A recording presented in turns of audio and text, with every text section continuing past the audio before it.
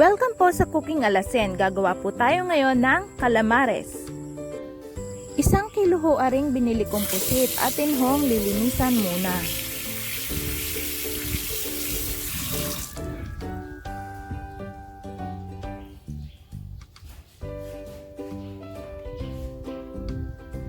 Una, atin muna ho aring tatanggalan ng kanyang parang pinakangipin sa may ulo. Ari naman ho ay hindi nakakain kaya atin ang tatanggalin.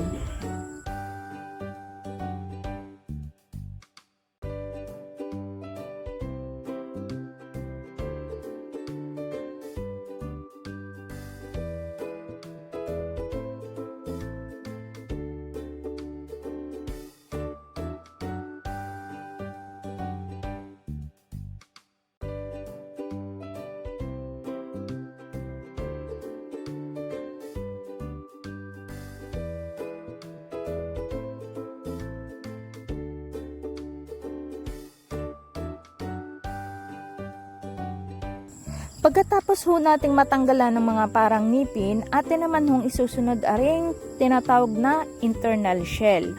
Kumbaga ari yung parang pinaka backbone ng ating pusit.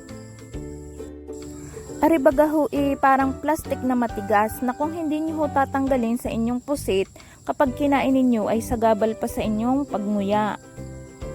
Kaya mas mabuti hong tanggalin nyo na muna bago ho ninyo gayatin ang pusit.